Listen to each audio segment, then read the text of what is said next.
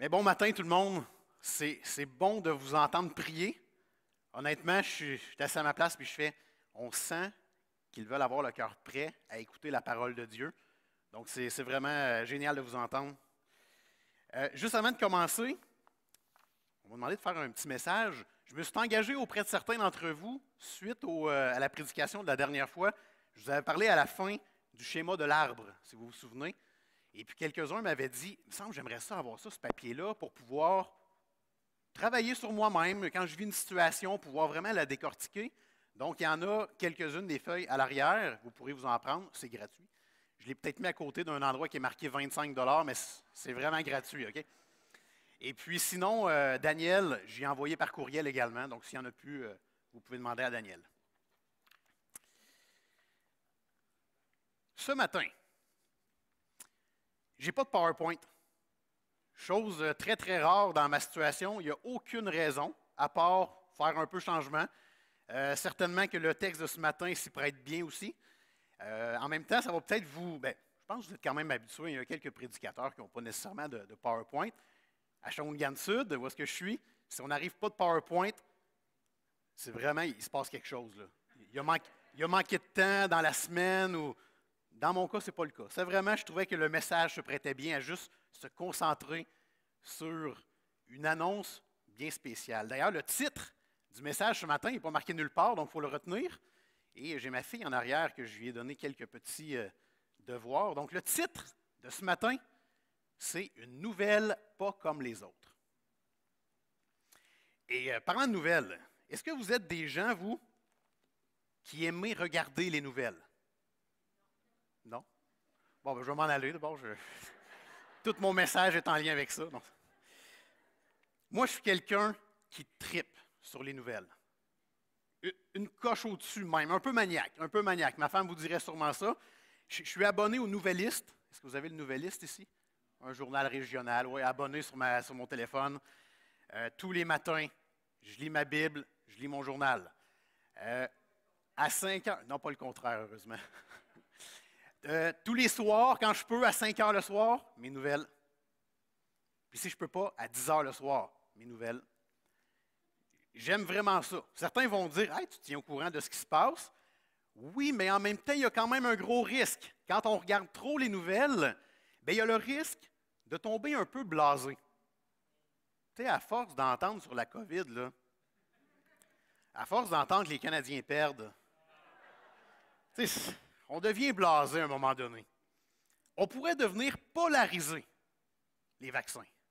Encore jeudi, hein, quand le gouvernement a fait une annonce, là, il est en train de créer quelque chose que j'écoutais Daniel tantôt, hein, c'est un sujet de prière immense pour les églises. On va avoir des décisions difficiles à prendre, les anciens de chaque église. Et donc, on pourrait tomber dans la polarisation, hein, à être pour la situation ou à être contre la situation. Peu importe le bord qu'on va prendre, on va décevoir des gens. C'est vraiment pas évident. Les annonces peuvent nous amener également à être très craintifs. Si vous écoutez toujours le même poste de nouvelles, souvent, les nouvelles sont d'une manière, puis vous écoutez un autre poste, puis c'est d'une autre manière. Mais peu importe, on peut tomber craintif à force de. Parce que c'est rarement la bonne nouvelle TVA. Là, il y en a une dans la journée, là, mais sinon, c'est presque toujours des mauvaises nouvelles. Ce n'est pas très bon si ça vient nous chercher un petit peu plus. Parlant de nouvelles, si je vous disais ce matin qu'il y a une nouvelle qui s'en vient, et c'est même un ange qui s'en vient vous l'annoncer, comment vous réagirez? Ah oui, hein? Ah, moi aussi, je serais content, mais honnêtement, si un ange arrivait par la porte, je ferais probablement le saut. Je serais peut-être même troublé, parce que ce n'est pas trop habituel pour nous.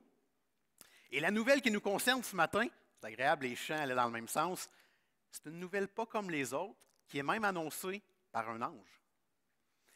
Et si vous étiez à la place de Marie, parce que c'est Marie ce matin qui nous intéresse au niveau de l'annonce, Marie reçoit un ange et il lui annonce que le Messie promis depuis des centaines d'années, eh bien, Marie, tu seras sa mère. Comment alliez-vous, comment réagiriez-vous face à une annonce aussi immense? Eh bien, on va voir ça aujourd'hui. Donc, je vous invite à tourner dans l'Évangile de Luc. L'Évangile de Luc, allez pas trop loin, c'est le chapitre 1. Et on va regarder ensemble les versets 26 à 38.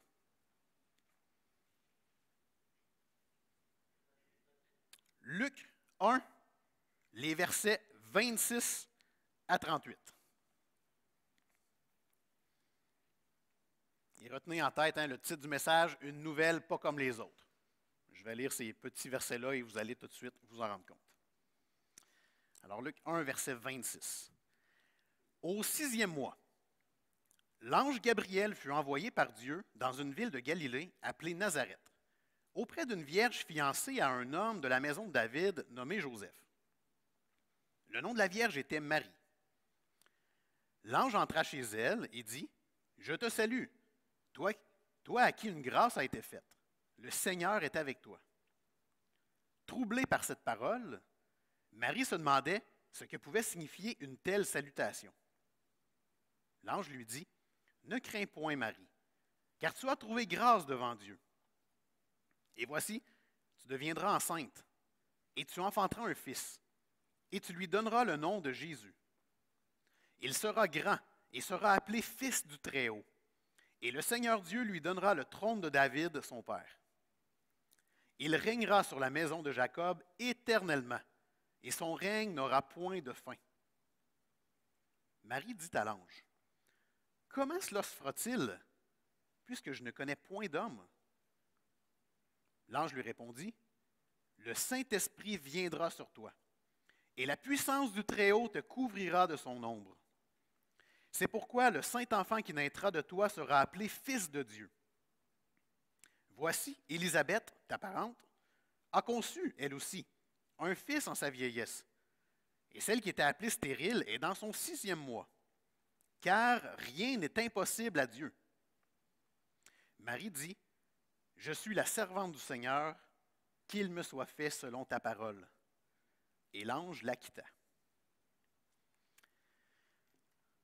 Un beau message ce matin, avec beaucoup de choses un peu troublantes, un peu spéciales, mais une réaction de Marie qui peut nous toucher aussi ce matin. Et donc, voici ce que nous allons voir aujourd'hui. On va tout d'abord essayer de décortiquer le principe des anges. On n'est pas familier à Victoriaville de l'idée des anges. On va regarder ça ensemble. On va parler un petit peu de Marie également, selon ce que le texte nous apprend. On va parler de Jésus. On ne fera pas le tour de toute la Bible, de ce qu'il est, mais on va essayer de rester connecté au texte, voir un peu qu'est-ce que ça nous parle ce matin à propos de Jésus. Ensuite, on aura la question de Marie, qui est une question très légitime dans les circonstances, et les réponses. Réponse de l'ange, mais réaction de Marie dans tout ça.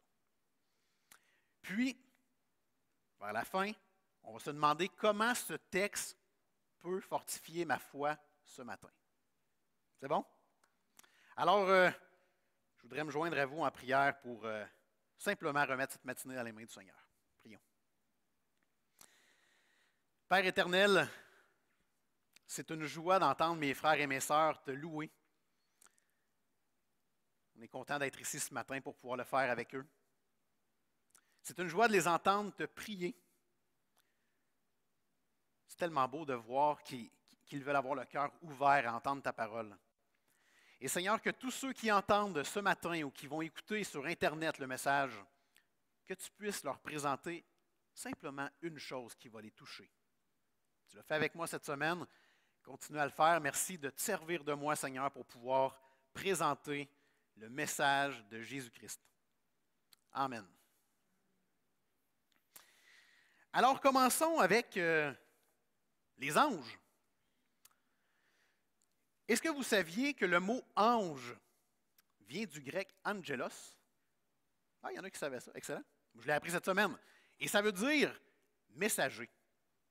Donc, lorsqu'on voit des anges dans la parole de Dieu, eh bien souvent, c'est le terme messager. Ils s'en viennent annoncer quelque chose.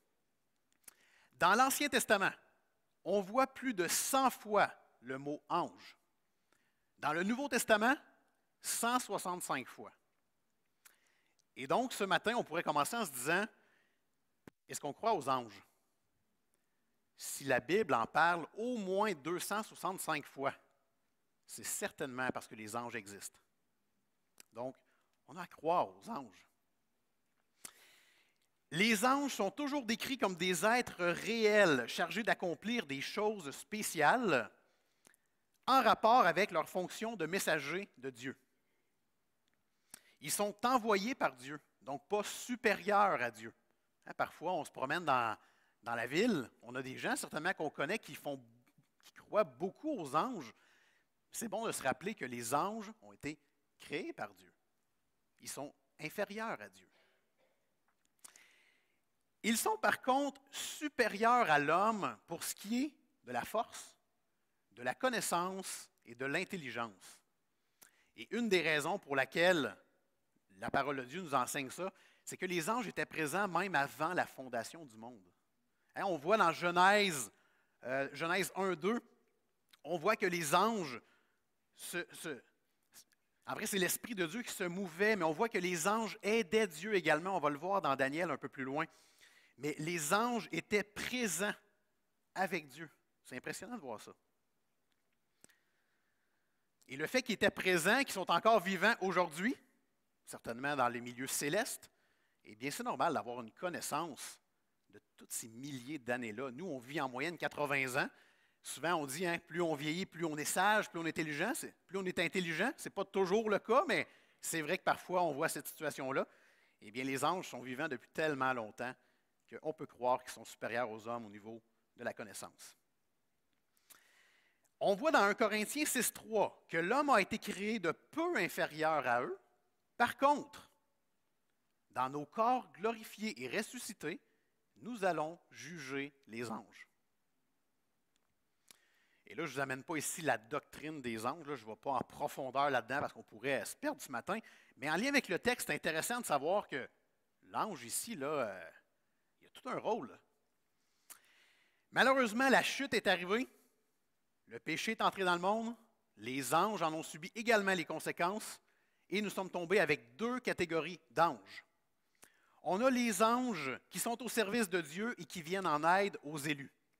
Tous ceux qui ont mis leur foi, leur espérance en Jésus-Christ, il y a des anges qui viennent en aide à nous. Ça, c'est merveilleux d'entendre ça. Mais il y a également ceux qui s'opposent à Dieu et qui sont au service du mensonge et du mal, donc de Satan. 2 Corinthiens 11,14 nous dit même que ces anges rebelles-là se costument en anges de lumière. D'où l'importance de connaître notre parole de Dieu, d'être capable de distinguer le bien du mal, parce qu'on pourrait tous se faire prendre par ce déguisement. Malgré qu'ils ont des projets, ces anges rebelles-là ont des projets malsains, il ne faut jamais oublier que Dieu est au contrôle de toutes choses. Dieu est souverain sur toutes choses. Et donc, malgré le mal qui peut nous entourer, rappelons-nous que Dieu est là. Jésus lui-même croyait aux anges. Dans Matthieu 26, 53, on voit que Jésus dit à ses disciples, « Voyons donc, je sais que je vis quelque chose de difficile, là, mais vous ne pensez pas que j'aurais juste à dire à mon Père de m'envoyer des légions d'anges, des dizaines et des dizaines d'anges pour venir m'aider? Mais ce n'est pas la volonté de Dieu, donc je ne le ferai pas. Mais il aurait pu le faire. Donc Jésus croit aux anges. L'ange qui nous intéresse ici ce matin a un nom. C'est l'ange Gabriel. On a un monsieur, un ancien à l'église, monsieur Michel, je ne sais pas si vous le connaissez, Gabriel Michel. Donc il aime ça arriver à l'église, dire bonjour, ici l'ange Gabriel, puis là, il part à rire. C'est jamais le cas. Mais bon, Gabriel qui veut dire en hébreu homme de Dieu ou force de Dieu. Ce n'est pas la première fois qu'on voit Gabriel, l'ange Gabriel, dans la Bible ce matin, dans l'Évangile de Luc. Et non, on voit son nom apparaître dans l'Ancien Testament, dans le livre de Daniel, justement.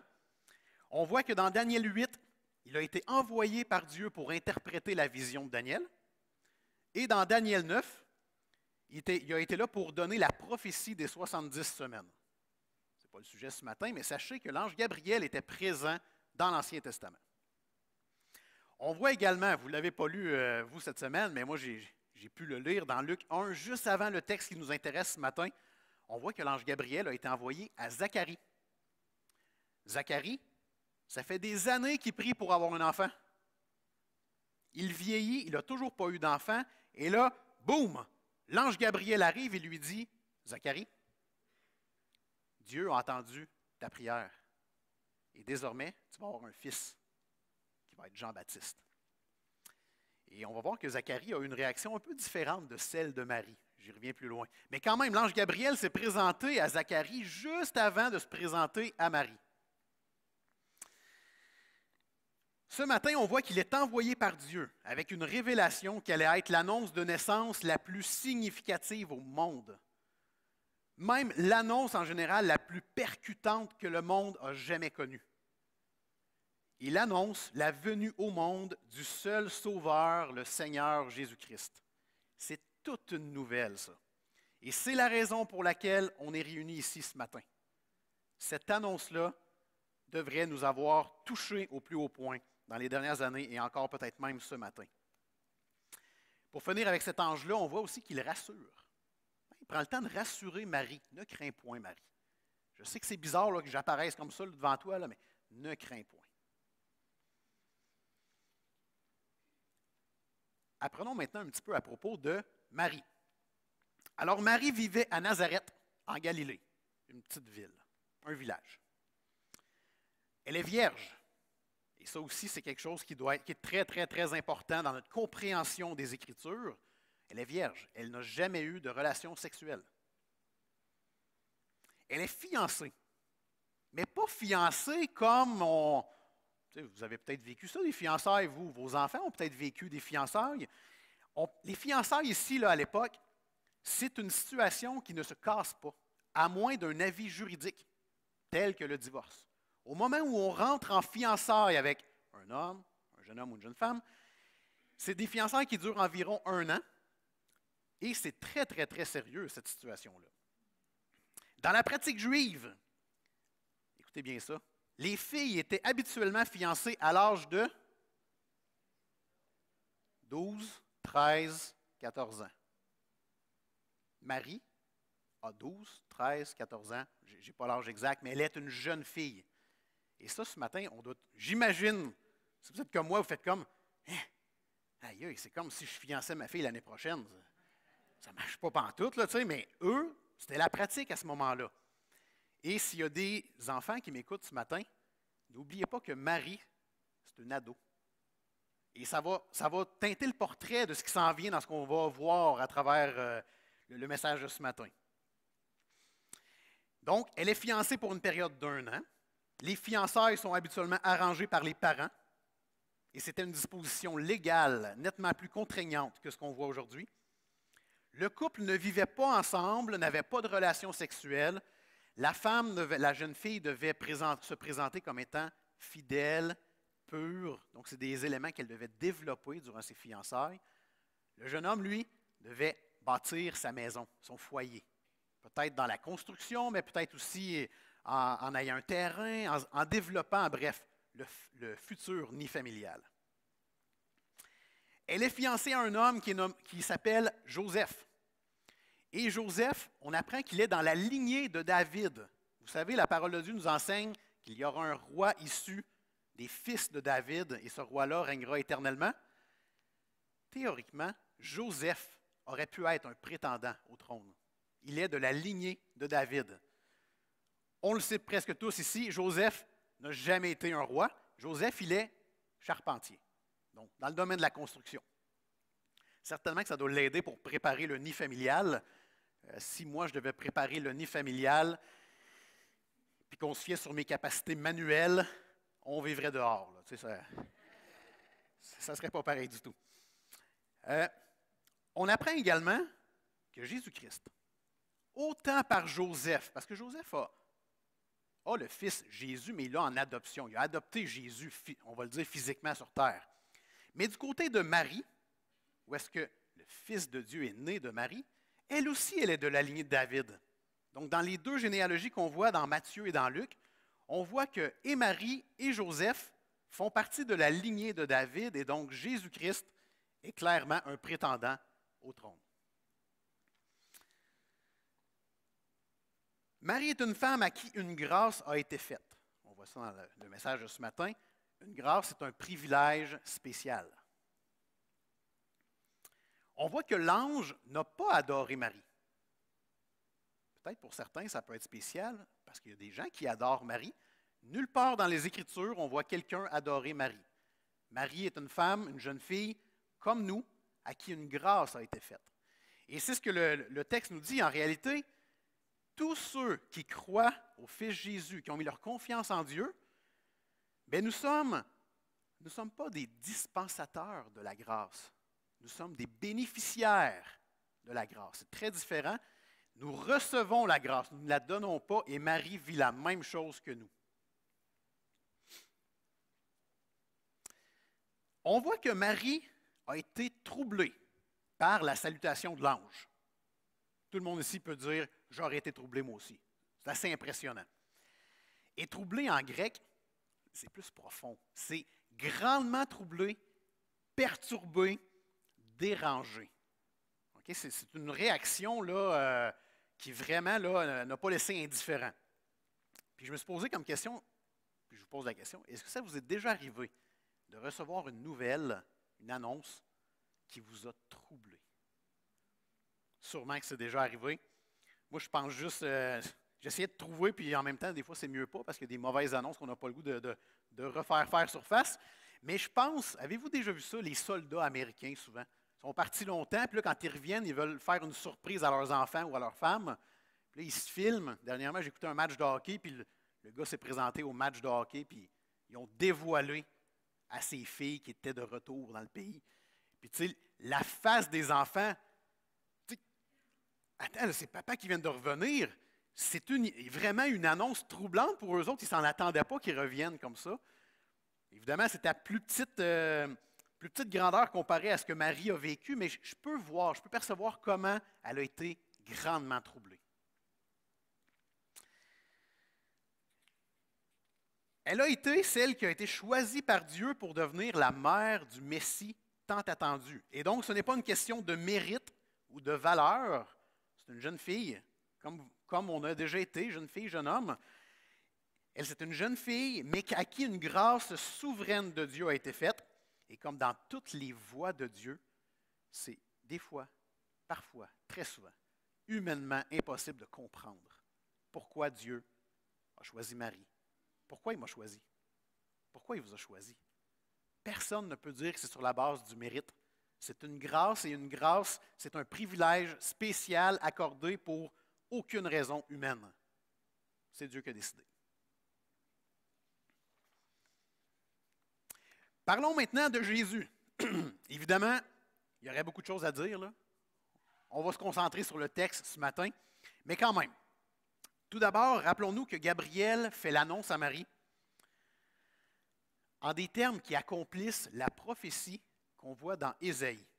C'est tellement bon de voir que dans l'Ancien Testament, avant Jésus, des prophéties ont été faites et elles sont en train de s'accomplir. Puis là, on le voit dans le texte ce matin, Ésaïe 7,14 qui nous dit « Voici la Vierge de... » Non, dit « C'est pourquoi le Seigneur lui-même vous donnera un signe.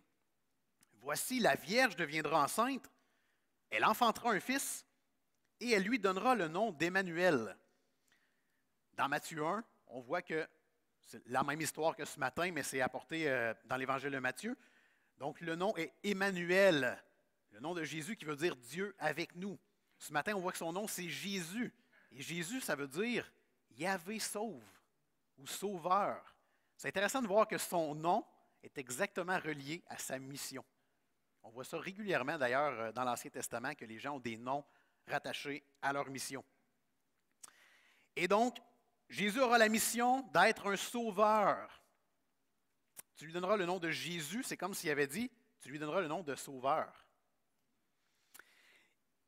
Intéressant aussi, toujours dans l'Évangile de Luc, au chapitre 19, Jésus lui-même mentionne être venu chercher et sauver ce qui était perdu.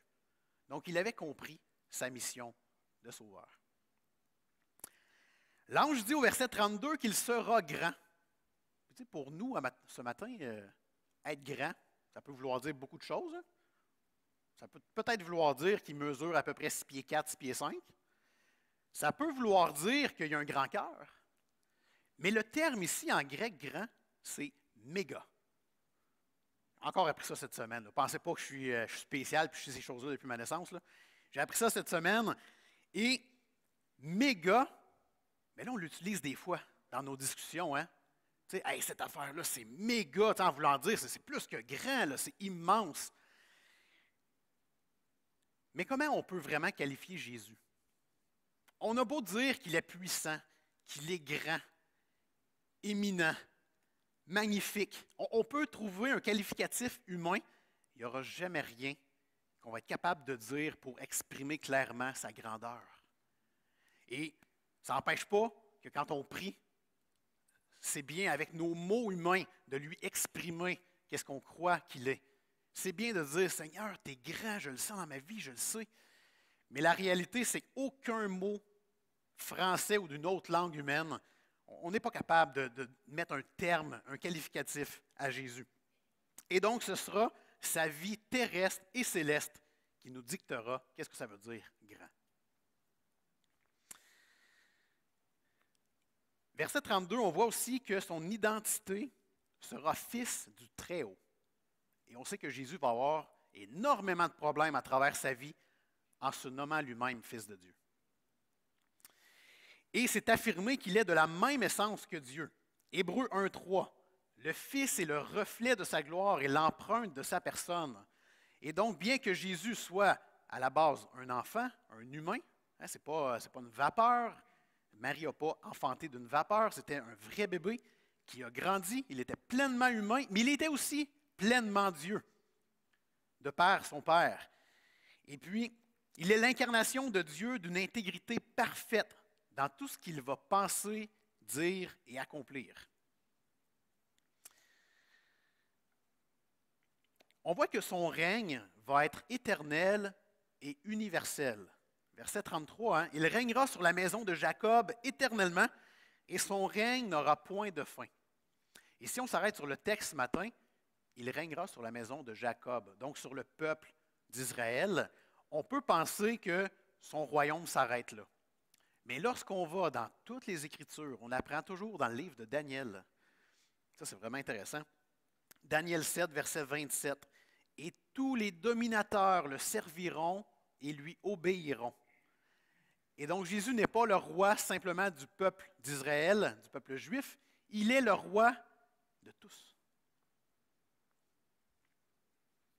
Il règne également spirituellement dans le cœur de chaque croyant.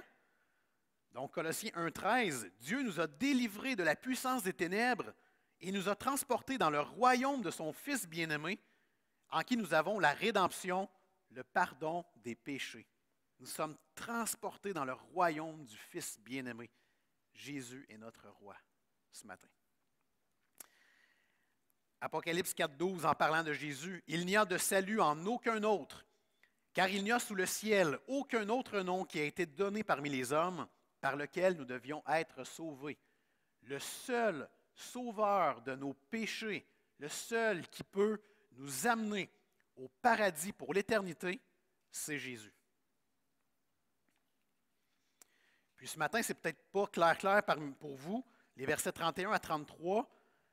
On peut certainement dire que la première partie, là, 31 puis début de 32, c'est le règne physique.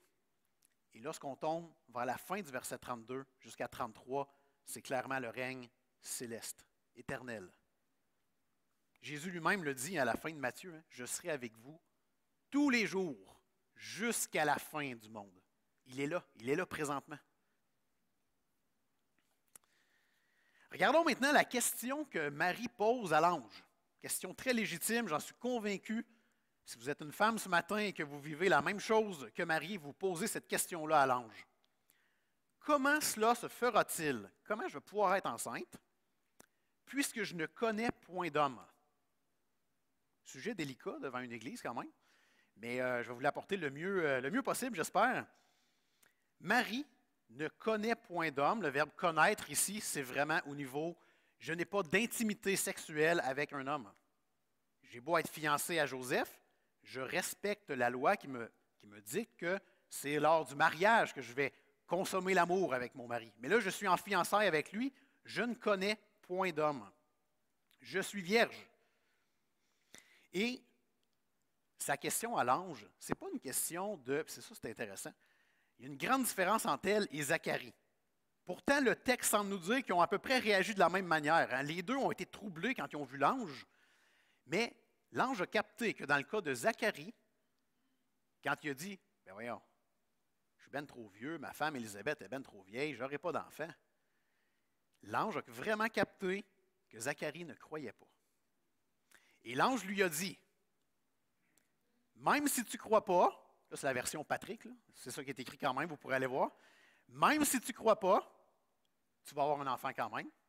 Et parce que tu n'as pas cru, tu vas être muet jusqu'à temps que ton enfant naisse. » Et l'enfant est arrivé, on le voit plus tard dans Luc. Marie, dans son cas, ce n'était pas du doute, ce n'était pas de l'incrédulité, c'était clairement de l'étonnement. Je veux te croire, mais je n'ai pas fait rien, j'ai fait aucune relation sexuelle avec un homme, donc c'est comme humainement impossible d'avoir un enfant. On est tous d'accord ici, j'en suis convaincu. Donc, elle croit ce que l'ange lui dit, mais ne comprend pas comment ça peut se faire, puisqu'elle n'a pas eu de relation sexuelle avec un homme. De plus, il faut savoir que les miracles à l'époque de Marie, ce n'est pas fréquent. Et bien que la Bible recèle de miracles, dans la vie de tous les jours, un miracle, ce n'est pas fréquent. On arrive d'une période de plus de 400 ans où il n'y a eu aucune manifestation de Dieu connue. Et là, en l'espace de quelques jours, l'ange Gabriel se présente à Zacharie et à Marie. Donc, il y a une raison d'être étonné. Ce n'est pas naturel la situation qui arrive actuellement. Et oui, l'ange Gabriel a apparu à Zacharie avant elle, mais elle n'était clairement pas au courant. Premièrement, parce que Facebook n'existait pas. Si Zacharie avait eu Facebook, Marie aurait été au courant qu'il y a eu un ange. Donc, il n'y avait pas de voiture non plus pour se grouiller pour aller voir l'autre puis lui dire « Hey, je viens de vivre une situation. » Ben non, elle ne le savait pas parce que c'est l'ange qui lui annonce. Il lui annonce que sa parente, Élisabeth, qui est dans sa vieillesse, qui est stérile. Donc, Élisabeth et Zacharie vont avoir un enfant. Et elle est dans son 6e mois. Et donc, cette annonce-là de l'ange Gabriel à Marie, clairement, même Marie a dû faire « Hein, ils vont avoir un enfant depuis toutes ces années-là. » Et là, on voit plus tard qu'elle court pour aller voir Élisabeth et elle voit bien qu'effectivement, Élisabeth est enceinte. Le verset 35 ce matin, si jamais parmi vous, hein, on parle de la Trinité. Puis certains parmi vous, vous vous dites, oui, mais le mot Trinité n'est pas dans la Bible. On croit au Père, au Fils et au Saint-Esprit, mais comment jongler avec tout ça? Le verset 35, c'est un merveilleux verset qui nous prouve la Trinité de Dieu. Et donc, on voit que Dieu envoie son Saint-Esprit sur Marie et un enfant va naître. Ce sera le Fils de Dieu. Donc, le Père envoie le Saint-Esprit et le Fils de Dieu va naître. Quelle belle image de la Trinité, que les trois travaillent ensemble dans la situation.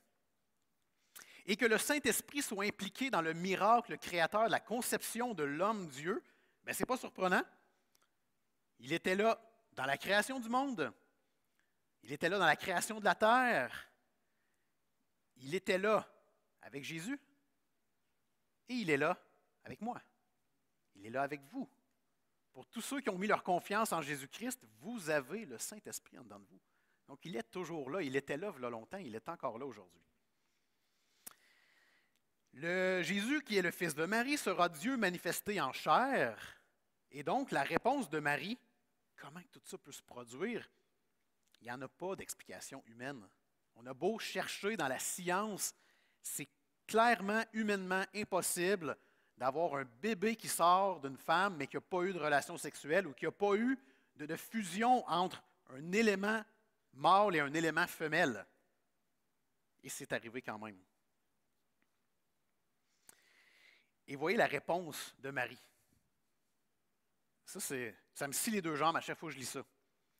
Dans une admirable soumission volontaire au déroulement du projet de Dieu, Marie va mentionner « Je suis la servante de Dieu. le vrai terme, c'est « je suis l'esclave de Dieu ».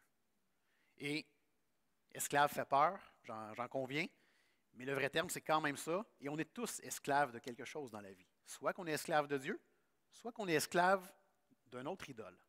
Le matérialisme, l'argent, le pouvoir, le confort, la sécurité, l'approbation des autres. On est tous esclaves de quelque chose. Donc, si j'ai le choix, je vais être esclave de Dieu. Je suis convaincu qu'il prend soin de moi. Et donc, Marie lui dit, écoute, je suis la servante de Dieu. Qu'il me soit fait selon sa volonté. Qu'il me soit fait selon ta parole. Je vais accepter la situation. Et je vois ça, je fais comme, aïe, j'aurais tellement pas réagi de même, mais ça, je vais y revenir. D'ailleurs, comment ce matin, ce texte peut fortifier ma foi? Il y a beaucoup d'éléments, j'en ai sorti 6. Premièrement, Dieu a choisi Nazareth pour être le lieu d'origine du Sauveur. Nazareth, ce n'est pas Montréal, ce n'est pas Paris, ce n'est pas les grosses villes. Nazareth, c'est un village de quelques centaines d'habitants qui n'est même pas proche de l'autoroute. Bon, ça n'existait pas dans ce temps-là. Okay? Il n'est pas proche d'un chemin commercial. C'est une ville, un village perdu à quelque part. Les circuits importants le contournaient. L'Ancien Testament n'en parle même pas. Vous voyez le genre, là? C'est un village, là, que personne ne parle. Et malgré tout, Dieu se sert de cet endroit-là pour démontrer que le Sauveur du monde, ce n'est pas juste le Sauveur de quelques érudits ou d'une ville bien, bien populaire. Non, non, c'est le Sauveur de tous. Juifs, Grecs, nous, il est Sauveur de tous, peu importe d'où il vient. Et si Dieu a choisi Nazareth comme lieu d'origine du Sauveur, est-ce qu'il pourrait utiliser une ville d'à peu près 50 000 habitants, proche d'une autoroute, en plein cœur du Québec, avec des paysages merveilleux, avec plein de familles qui viennent s'établir pour la qualité de vie, avec une croix majestueuse en haut d'une montagne? Puis quand on monte en haut de cette montagne-là, on a une vue imprenable sur la création de Dieu. Est-ce que Dieu peut se servir de Victoriaville pour glorifier son Saint-Nom et pour amener des gens à lui? Oui, il peut. Il s'est servi de Nazareth. C'est sûr qu'il peut se servir de Victoriaville. Et je vous encourage à prier pour ça. Si vous êtes placé ici par Dieu aujourd'hui, vous avez un rôle à jouer dans votre ville. Et certainement que Dieu veut se servir de vous pour que sa gloire resplendisse. Deuxièmement, comme Jésus a mentionné dans Luc 18, il dit qu'il n'y a de bon que Dieu seul. On peut avoir la certitude que Marie était une fille comme nous. Elle n'était pas quelqu'un de spécial. Elle a eu une grâce spéciale, mais elle n'avait pas quelque chose de particulier de plus que nous. D'ailleurs, elle-même, Luc 1, 47, elle appelle Dieu son sauveur. Et seuls ceux qui se considèrent pécheurs appellent Dieu son sauveur. Marie est une pécheresse qui a fait plein de choses pas correctes dans la vie, comme nous.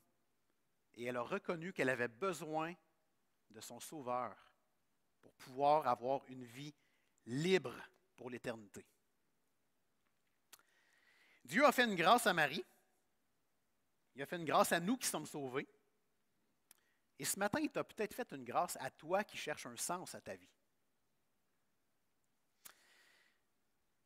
La réalité, c'est que Marie, elle n'avait rien d'exceptionnel pour bénéficier de la grâce de Dieu. Tout ce que ça nous prend, c'est de nous repentir de nos péchés. Quel terme qu'on n'utilise pas souvent, mais que vous devez être étonné de m'entendre, je le dis souvent ici en avant. Mais ce n'est pas quelque chose qu'on utilise au Québec, mais c'est quand même la réalité. Se repentir de ses péchés, c'est reconnaître que sans Dieu, on n'est rien. C'est reconnaître que Jésus, c'est le chemin qui mène à Dieu. Jésus a payé pour mes péchés. Il est allé mourir à la croix en prenant le gros sac de péché que j'avais sur le dos. Il est allé mourir pour me libérer.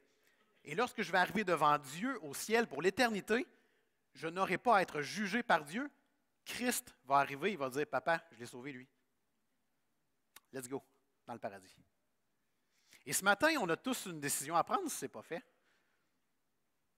Es-tu prêt à répondre à la fameuse question, à quoi ça sert de vivre sur terre? Si tu veux une réelle réponse qui dure pour l'éternité, va à Jésus. Tu ne comprends pas tout ce matin, je te comprends que tu ne comprends pas tout, je l'ai vécu. Ça a pris des années avant de saisir une petite partie de ce que je lis dans les Écritures. Mais allez à Dieu. Puis allez voir les anciens, les leaders ici, ceux qui vous ont invités. Allez les voir pour poser des questions. Tranquillement, pas vite, votre foi va se solidifier, va se fortifier. Troisièmement, Marie doit faire face à une situation incompréhensible. Elle ne connaît qu'une seule manière pour avoir des enfants et ça prend une relation sexuelle avec un homme. Aujourd'hui, on pourrait dire qu'on connaît plusieurs manières, malheureusement, avec la science, malheureusement ou heureusement pour certains couples.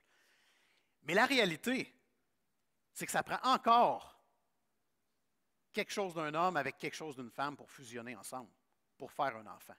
Marie le savait et elle dit, mais voyons, c'est humainement impossible. Elle n'a jamais eu de relation, comme elle dit au verset 34, et donc, le concept de vierge enceinte, ça ne fait pas de sens. Vous êtes d'accord avec moi? On ne peut pas être vierge et enceinte en même temps. Un peu comme, ça ne fait pas de sens de dire quelqu'un qui est célibataire marié. Des fois, il y en a qui vivent en célibataire dans le mariage, mais la réalité, c'est que ça ne fait pas de sens. Un peu comme un cercle carré. Ça ne fait pas de sens. Et donc, ça m'amène à la question, est-ce que vous avez déjà vécu une situation dans votre vie où est-ce que ça ne faisait pas de sens? Sûrement que vous avez plein de réponses. J'en ai une banale, mais c'est parce que je le vis présentement. Là. Je me suis dit, si ça peut toucher quelqu'un ici, tant mieux. Mais à mon travail, il y a plein de choses qui ne font pas de sens. Mais il y en a une, entre autres, je suis dans le monde de la police, si les policiers ont un détenu, ils ont besoin d'un agent de sécurité. Donc, ils appellent un agent de sécurité pour aller surveiller le détenu, au lieu de mettre un policier là. Et donc, le sergent, il m'appelle, puis il me dit, peux-tu appeler un agent de sécurité? Pas de problème, je raccroche, j'appelle l'agent de sécurité. Mais ça ne fait pas de sens pour moi parce qu'il prend déjà son téléphone pour m'appeler. Pourquoi il n'appelle pas lui-même l'agent de sécurité? Puis, ça fait longtemps qu'on le dit, on dit, ça ne fait pas de sens. Marie, là, elle l'a vécu pas mal plus fort que moi, là. Une situation qui n'avait aucun sens, elle l'a vécu plus fort que moi. Et comment elle a réagi? Beaucoup mieux que moi, là. Elle a réagi en disant, ça appartient au Seigneur, que ta volonté soit faite. Moi, je réagis, mais là, voyons, ça ne fait pas de sens, là, puis je commence à maugréer, puis à être un peu en colère, déçu, il y a quelque chose qui ne marche pas. Imagine devant l'ange, moi, si j'avais agi de même, ou si Marie avait agi de même. Mais là, voyons, là, c'est sûr que je n'aurais pas d'enfant, là. Heureusement qu'elle n'a pas agi comme ça. Et rappelez-vous, Marie a quel âge? 12, 13, 14 ans. Elle a bien agi. Et pour les enfants ici, là, il y a moyen de bien agir, même si on est jeune. On n'est pas obligé d'avoir 82 ans pour bien agir. Marie est un exemple de porteuse de fruits spirituels. Elle avait compris à son âge la maîtrise de soi, l'amour, la patience. Toutes ces choses-là, elle avait compris. Elle faisait confiance au Seigneur malgré son jeune âge. Quatrièmement, le miracle qui s'est produit pour Élisabeth, donc une grossesse dans sa vieillesse alors qu'elle était stérile, c'est un signe de Dieu à Marie pour lui dire que Dieu est encore capable de faire de grandes choses. Et on le voit à la fin de notre texte, hein? À Dieu, rien n'est impossible.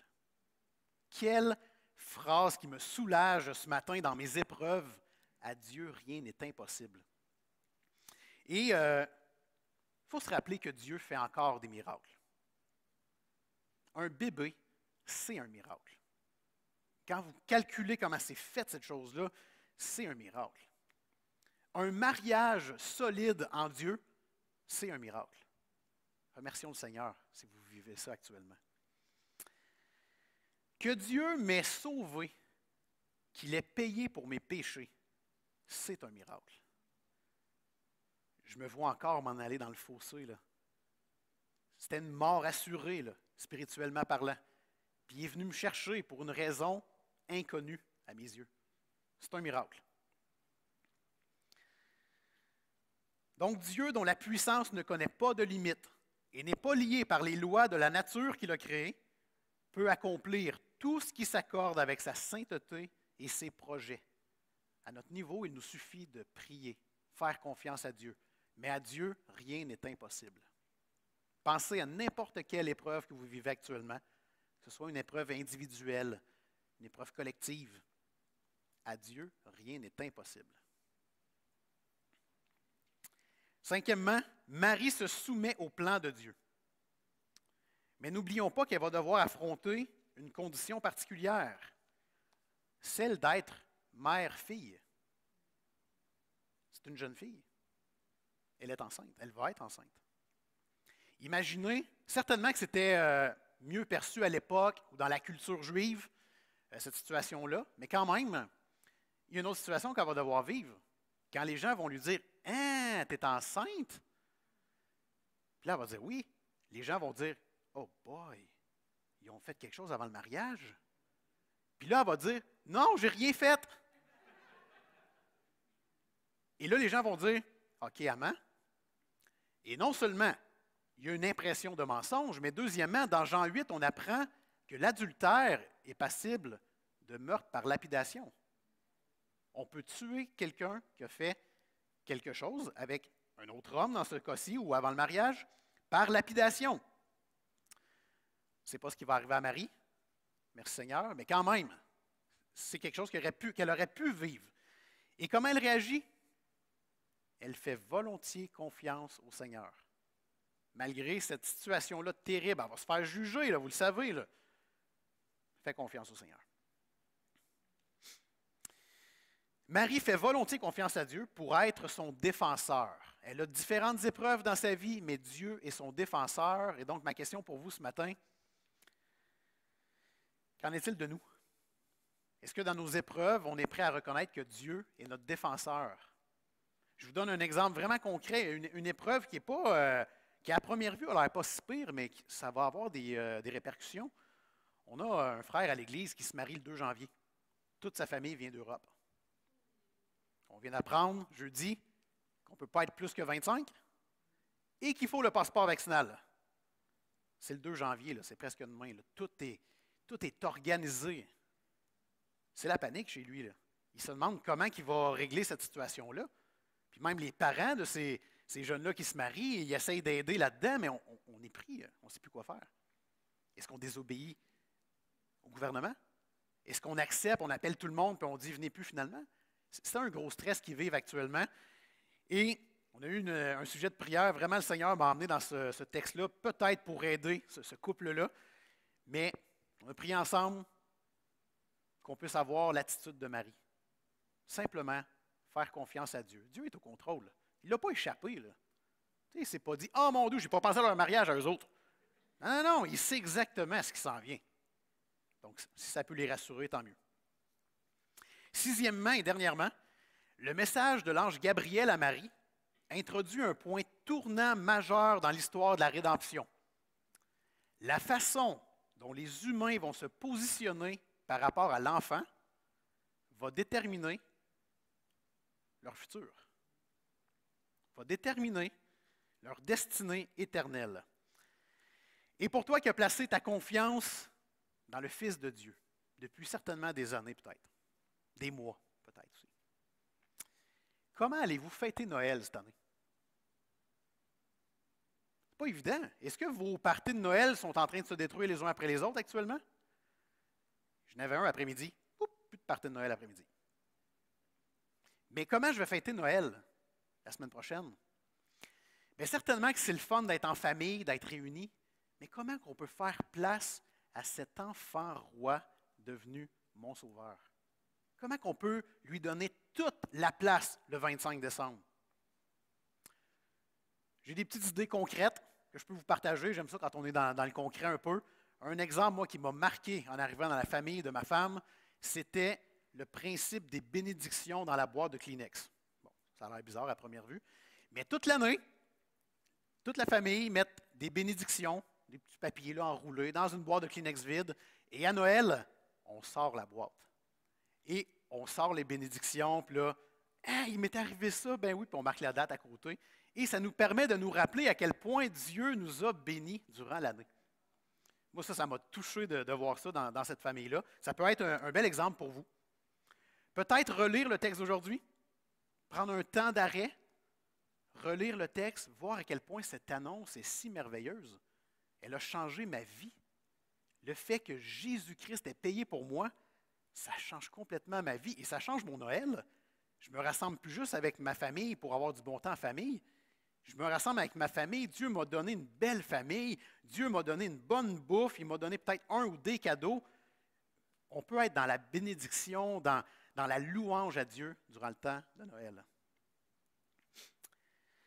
Et pour toi, ce matin, qui voit Noël peut-être plus comme une fête traditionnelle, bien, rappelle-toi que nous fêtons le Sauveur du monde. C'est pas n'importe quoi, là. On fête le Sauveur du monde. Et jusqu'à ton dernier souffle, tu peux remettre ta vie dans les mains de celui qui nous sauve de nos péchés. Mais comme personne ici présent ne sait quand est-ce qu'il va être ce dernier souffle-là, aussi bien faire le geste maintenant. Prendre la décision maintenant de prier le Seigneur et de lui demander qu'il me sauve. Je vous encourage à faire ça aujourd'hui, mes chers amis. C'est bon? J'aimerais juste finir en vous remerciant de l'opportunité que vous me donnez d'être ici. J'apprécie énormément pouvoir être le messager de Dieu, son serviteur, pour apporter la parole. Je vous souhaite à tous, parce qu'on ne se reverra pas d'ici la semaine prochaine, je vous souhaite un joyeux Noël. Un vrai joyeux Noël, basé sur le Seigneur Jésus. Qu'on puisse fêter tous ensemble, mais dans nos foyers respectifs, le Sauveur qui est né. Amen.